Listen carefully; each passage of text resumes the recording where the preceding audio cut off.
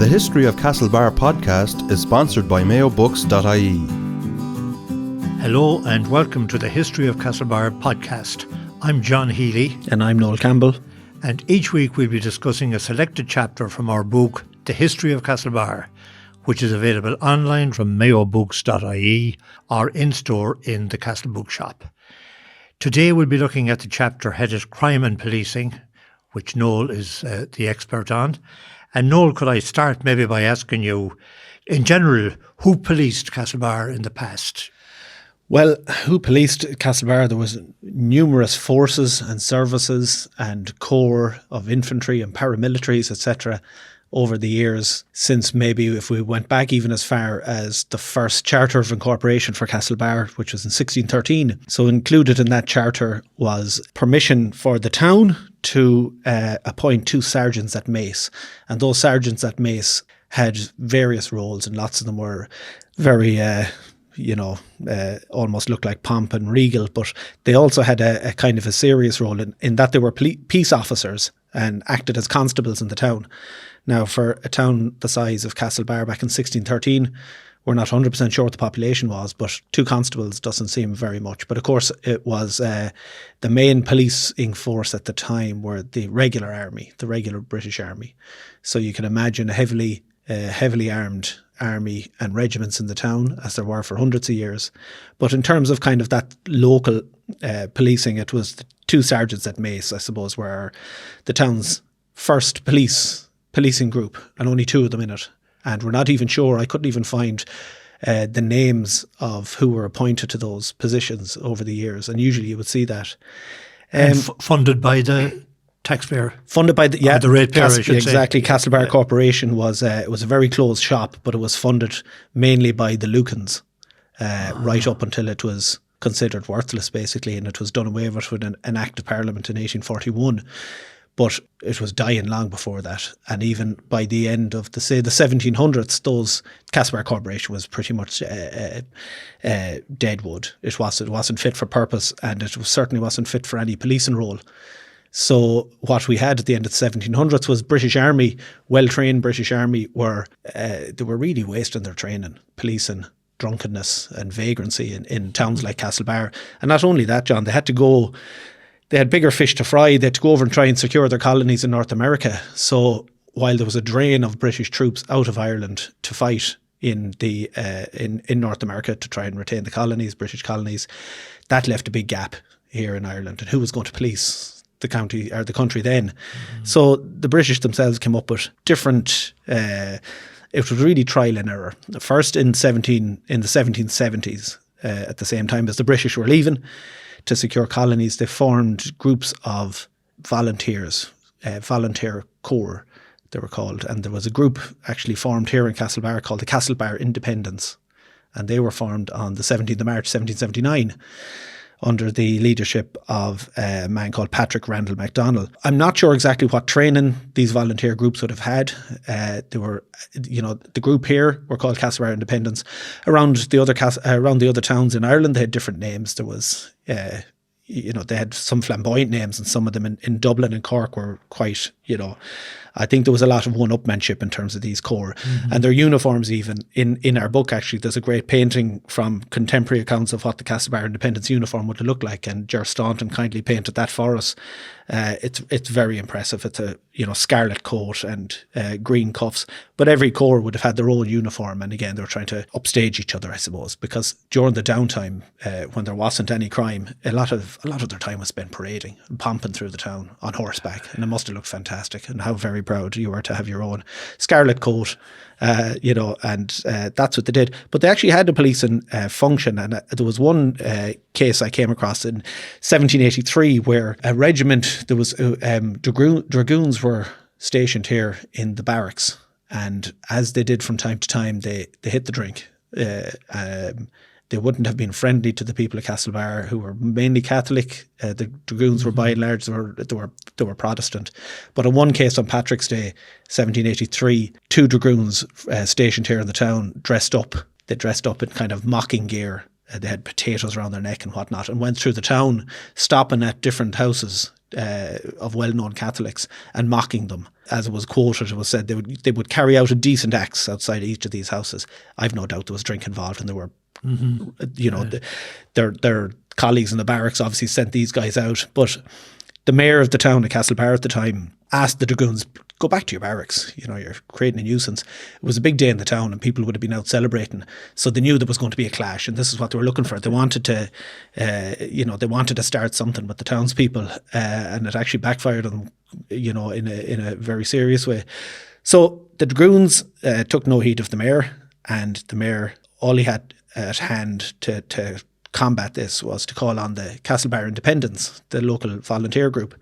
So they came out, and delighted to be called out, they chased the dragoons back, and peace was restored for a time. The dragoons, obviously back in their barracks, says, we're not going to put up with this. We won't have the locals beating us. Okay. So they came out again to tackle the volunteers on the streets. Obviously they went back to the barracks, reorganised, probably armed themselves, and came back out. But the short and the long of it was that the volunteers actually were well prepared for this, and ended up killing 4 of the dragoons in the town, which would have been quite serious. British soldiers, and killing them. Further, 7 of them were wounded, and 14 were taken in as prisoners for behaving as they did, and the rest were chased back to the barracks and housed at the barracks. And I presume an officer at that stage said that's the end of that. So they actually had quite a functional role when they needed to. So only for that, the mayor of the town in 1783 was it was a role that was declining, and he didn't have many roles at that stage, but he could call on the volunteers, and that's what he did. That was his big day. That was his big day, and it was the volunteers' big day as well, John. This must have been, they had spent a lot of time. You could imagine them in the Mall, and probably on the lawn in. Up in the middle of the town, they're parading and whatnot. And basically what they were doing was they were waiting for, their main role was not policing, it was actually to wait for this invasion from France that they knew was coming. But the regular army were away. So they were absolutely, they were fit to go. They were trigger happy. And if anything got in their way, I'd say they were going to get it. So what, Noel, would have been the main crimes that the police came up against in Castlebar? And I know it varied, from decade to decade, but in general, what did you find in the research? I suppose until policing was really regularised in, the first kind of main police force was the Peace Preservation Force in 1814 was Sir Robert Peel, who was Chief Secretary for Ireland, created the Peace Preservation Force. And the crimes he was coming up against then were you could call them mainly agrarian. There were taxes. So there was a tithe that was collected by the Church of Ireland, and it was for the upkeep of the Protestant church in the town.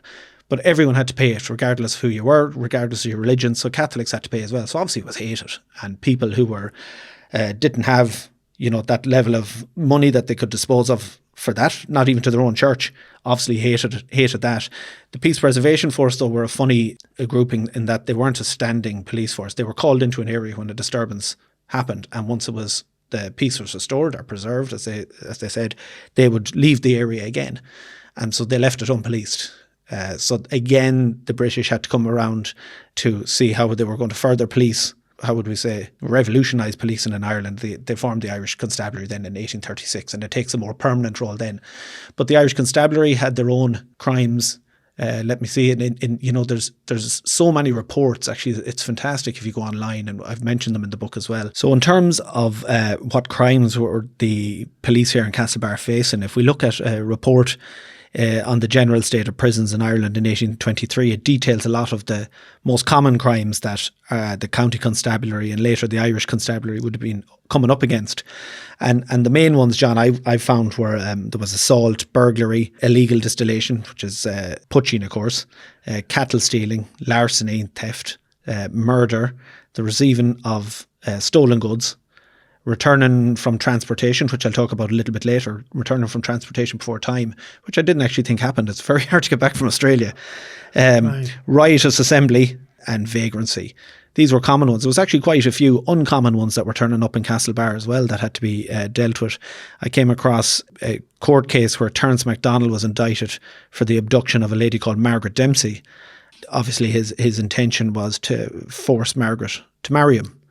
Now, he was a very lucky man because he was found not guilty because it was quite a serious punishment to it. This was in 1843. But the abduction of women and in an effort to compel them to marry was quite common, and went right up into the 20th century. And there was a case here in Castlebar, and he was how he explained the abduction if he wasn't found guilty of not trying to force her to marry him. As kind of politics heated up later in the century, the Irish Constabulary were renamed the Royal Irish Constabulary after 1867 for their part in putting down the Fenian Rising. And during that period, say in the right throughout the 1860s, there was a lot of, and I think there's nearly a turn in the policing in Castlebar where the police really start, this might sound a bit harsh or very general terms, but they almost start turning on people. So they go from policing to really being the Crown's representative in the town. Right. And there's a lot of raids in towns on people that had nothing to do with Fenian activity. There was a lot of, we'll call rough policing. Remember, these are armed policemen turning up in houses of, young families and people who are really, poor and just tradespeople. So there was a lot of raids, a lot of court cases for people during the Fenian. Now, they weren't all innocent. There's many people here, and again, it's in the book, a lot of people we know who were convicted for their part in Fenian activity. Later on then, of course, the RSC had to put up with the land war from 1879 into the 1880s. And that was quite, I'd say it was a tough role to police, because there you had assemblies of men carrying out actions against landlords or tenants that took on land from those that were evicted. Okay. And a lot of the crimes at that stage were, the maiming of animals, destruction of property. So, the land war, of course, in Castlebar was it was well established here. Mm-hmm. And the actions of those, we had James Daly here in the town and Michael Davitt, etc., Nally and Walsh, and all these well-known names were very much central in that part of land agitation. Yeah. But they were always, from the beginning of the 1800s on, anything to do with crime on its own. If John Healy committed a crime, they could deal with it. But anything that was secret societies or crimes where a band of men got together, they were highly suspicious of it. And this all stemmed from 1798 here in Castlebar, where all of a sudden the town turned on the British military and the British presence and ran them out of the town. So that threat was always there. Right. And right up to the late 1700s, punishment for any crime was quite heavy. And, there was this term put to the amount of punishments that ended in death. The amount of crimes that had punishment of death was quite huge, right up until the reign of Queen Victoria. And from then on, the British really feel that it's too harsh. And even transportation was the forced movement of a convicted criminal out of the country for a number of years, usually to Australia. And they were moved for, could be 4 years, 7 years, or life. And so death sentences weren't given as much. And instead, the Crown opted for transportation.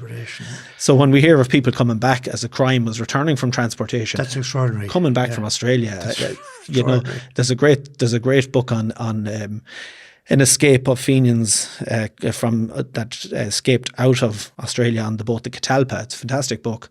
But the effort that those men had to go through, they needed support from people in Ireland, Britain and America to get out. So how anyone returned on their own bat from Australia back to Castlebar, it's quite something. But if somebody was transported, we'll say, for a particular length of time, would the state bring them back? No. I mean, you'd have to find your own way back. You do. And if I'm not mistaken, you also had, because it was quite an expense to get you back, so they would try and set you up over there and try and set you up with a trade. Yeah. And then you obviously are, you're producing member of society, and you probably, I'm not sure you'd learn a trade in prison because it was quite harsh and it was tough labour. And a lot of them married and stayed on. And sure, we know now, it's that's how From many what Irish you said earlier, Noel, did the police alienate the people of the town a lot? Or did that go in waves as well, was it? I think it went in waves. I mean, if we, I mentioned there that the payment of the tithe, that's a tax to the Church of Ireland, was really resented, it really was. And when Daniel O'Connell really started growing in in his political presence around the country, and he was a regular visitor to Castlebar as well, and that would have pumped up the people. That's so right. Yeah. O'Connell was his repeal campaign was against the Act of Union, which merged the kingdoms of Ireland and Great Britain together. But he quite cleverly saw that the tithe was hated by the people, and so his campaign also was anti-tithe as well. So these two campaigns went side by side.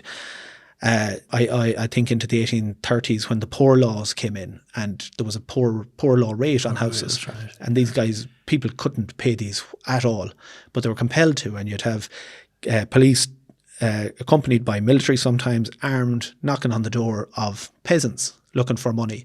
And there was people fought back. People fought back with blacksmith made guns, anything they could find. And when you go on later on to the time of the land war we were talking about, the RIC would have had to accompany bailiffs to evictions, and they had to make sure that everything went to plan, and if the bailiffs were being attacked, the RIC stepped in. So as the years went on, people were seeing that apart from keeping the peace, and that's the job of a constable, they looked and they appeared that they were taking the side of the crown. They were taking money for the crown. They were taking, evicting people with the bailiffs. And as far as people were concerned, they were one and the same. And we see then in the late 1800s then, as nationalism, Irish nationalism is being ratcheted up, the RIC really become a target then, and they became a target here in the town as well. They were an easy target. A barracks was quite easily taken over, but there was quite a few constables in the town, but they were easily attacked, I suppose, and they were kind of, especially Castlebar. Yeah, and Castlebar was still, a provincial town, right. Well separated from Dublin and well separated from London, and the idea of getting help quite quickly was not going to happen. Yeah. So you get a lot of retirements then into the early 1900s of RIC, men that were coming up to nearly retirement age. Just they had enough of it, and they were opting out. They were just retiring from it. Yeah. Nationally, how did Castlebar rate, would you say, in terms of law-abidedness or not? Was it a criminal town, for example? No, I don't think you could call it that. I mean, every town would have had, when the county constabulary were here, they were formed in 1822. You're obliged to take these police force on. The town can't ignore them, unlike the Castlebar Corporation, which probably just forgot about the sergeants at Mace, and they didn't have to pay people then. But the Irish constabulary were here, so the town was well policed. But what I had found was that apart from the usual crimes of vagrancy, drunkenness, they really are outside of the main political and agrarian hotspots, say, of the 1930s, and the poor law comes in, the 60s when fenianism is high and land agitation, then into the 1880s. Outside of that, Castlebar really is I would say a typical provincial town, quite a big town as well. And even in the 1940s, when we think of when the Free State was established in 1922, these police here in the south, which was the Civic Guard, carried on that armed response. So they actually were armed for a year, and in a year after their establishment, they were renamed on Garda Síochána and disarmed. So that was it from then on. There was but they were actually taking on that the same method, and I think they saw that this probably wouldn't go down well. There was also a fear that anti-treaty members of the Gardaí would use their guns against the state as well. Right. But I think they had an idea that they were going to do something different. They weren't going to be heavy-handed as well. So into the 1940s here in Castlebar, it's a town of about 7,000 people. It's quite large, and it's deemed crime-free. And that continues into the 60s. Actually, nationally, crime levels fall well into the 1960s, and after that then we start seeing some of these kind of modern crimes coming in. There's, armed raids, attacks on the elderly, and crime starts to get a bit more kind of vicious. But generally speaking, yeah, right up into the 1990s, we're well below the national average in terms of our crime rate. Yeah. And as you said there, it was very much a case of policing by consent as opposed to policing by oppression. Exactly. Nowadays we have a police service, of course. It was a police force from the 1800s on, when the Peace Preservation Force of 1814 was very much a force, and they were based along military lines. And the Irish Constabulary set up in the 1830s was a paramilitary group, all as armed, swords, rifles. You can imagine that, seeing police, and there was a crime, and there was a law in town here where you had to keep the outside of your house clean and the streets swept. You've a heavily armed policeman policing that. It's over the top and heavy handed. After so many decades, I think they finally got it right and decided there's no need for sending out, put the guns out. Well, that's a very interesting rundown, and I'm sure that there's an awful lot more in the book that you didn't have time to get round to, but the readers can get to that. Absolutely. Before we go to the actual ad break, we'll take a look at an ad from the past. And Noel has been looking through the newspapers and he has picked out something that I think will be of interest. Noel, will you tell us about it and tell us what the ad is? Yeah, well, just on the back of our conversation about crime and police, and I found a fantastic ad here in the Connacht Telegraph from June 1897.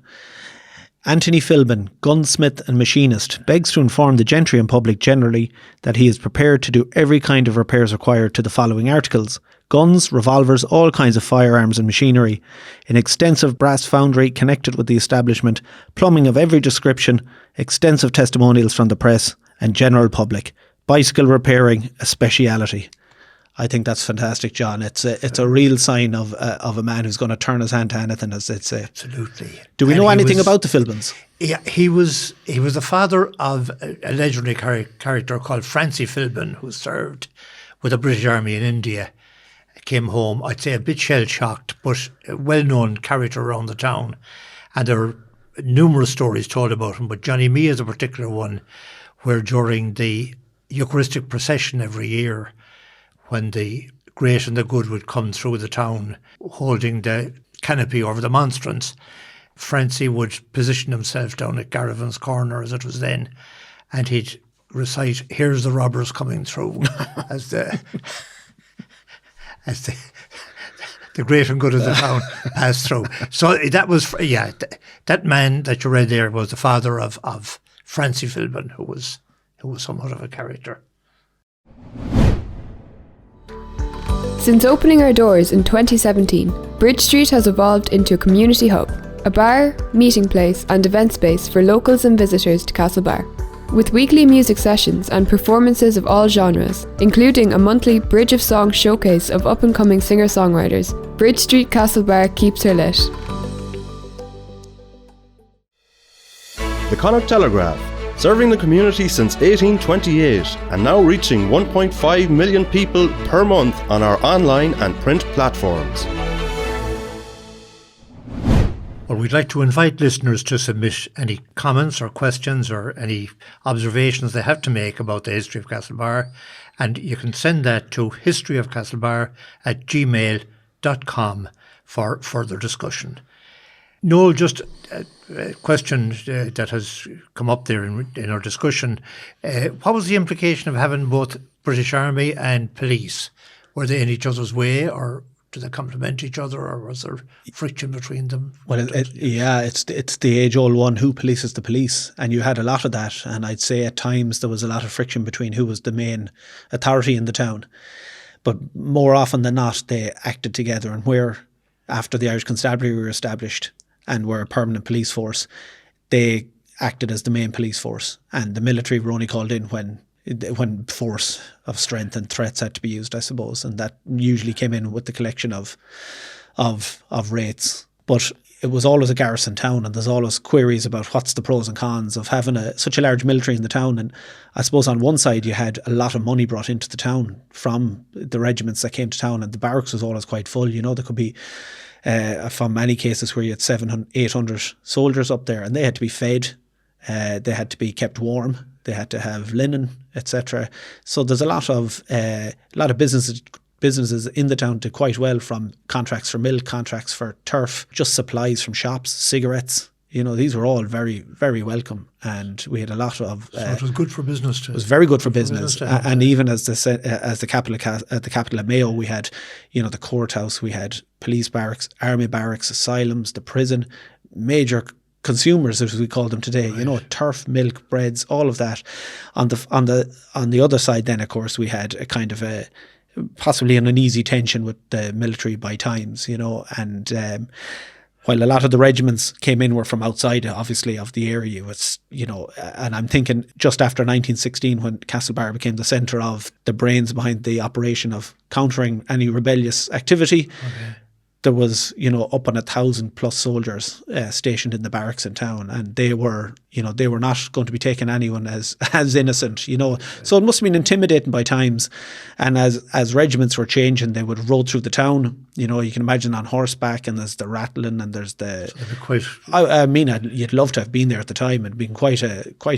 You could have 60 horses riding into the barracks. Scots Greys, or with their big bearskin hats on these guys, and it was all very flamboyant as well. But we know at times that the British troops, drink on board, possibly a little uneasy with where they were stationed. I was going to ask you that question. Possibly in the back end of Beyond in Castlebar, they wanted to be somewhere else in the heat of it. Possibly a little bit restless, I'd say. And sometimes it got heated, and drink was... and they were encouraged a lot of the time by officers, we know that there was duels fought up in the barracks yard, and a lot of scores were settled up there. Sometimes even some of the town's inhabitants were part of that. Yeah, I think it was it's a two-way. It was a two-way thing. We took on one hand, and on the other we kind of we frowned at them from afar. That's right. That's right. Yeah. Well, on that, that's it. Just to let our listeners know that our next episode, our feature will be churches and chapels. I'd like to thank the listeners and remind them that the book can be bought online at mayobooks.ie or in store in the Castle Bookshop. The book is called The History of Castlebar by Noel Campbell and John Healy. The History of Castlebar podcast is sponsored by mayobooks.ie. The series is produced by me, Brendan Gilmartin. If you enjoyed the show, please tell a friend and leave a review.